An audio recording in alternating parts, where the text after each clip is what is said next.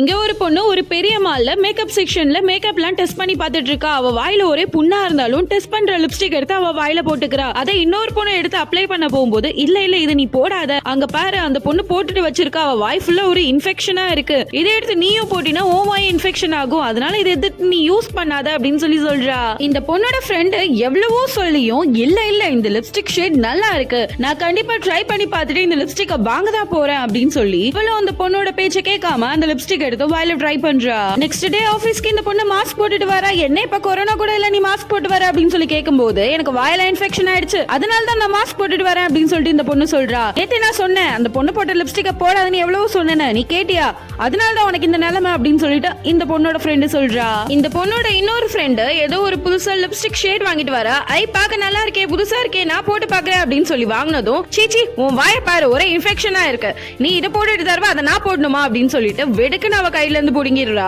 இவளுக்கு ரெண்டு பேரையும் சும்மாவே விடக்கூடாது, என்ன எப்படி பேசிட்டு போறீங்க, எனக்கு வந்து அதே இன்ஃபெக்ஷன் உங்களுக்கு வர வைக்காம விட மாட்டேன் அப்படின்னு சொல்லி அந்த பொண்ணு குடிச்சிட்டு வச்ச ஜூஸ் எடுத்து இந்த பொண்ணு குடிச்சிடுறா. அந்த பொண்ணு வந்து பார்த்ததும் இது நம்ம லிப்ஸ்டிக் ஷேட் இல்லையே, என்ன லிப்ஸ்டிக் ஷேட் புதுசா இருக்கு அப்படின்னு சொல்லி பார்க்கும்போது ஓ இதெல்லாம் உன் வேலை தானா அப்படின்னு சொல்லி இருடி உன்னை நான் பழி வாங்குறேன், எனக்கே இந்த இன்ஃபெக்ஷன் வர வைக்கிறதுக்கு நீ ட்ரை பண்றியா, உன்னை நான் இப்ப பழி வாங்குறேன் அப்படின்னு சொல்லி இந்த பொண்ணு சாப்பிடுறதுக்காக வச்சிருந்த கூடிய ஒரு ஸ்நாக்ஸ் ஐட்டம்ல வசாபி அப்படின்ற ரொம்பவே காரமான சாஸ் எடுத்து கலந்து விட்டுருவா. தெரியாம இந்த பொண்ணு எடுத்து சாப்பிட்டனால இவளுக்கு ரொம்பவே வாய் காரமாயிடும், அதனால கத்த ஆரம்பிச்சிருவா.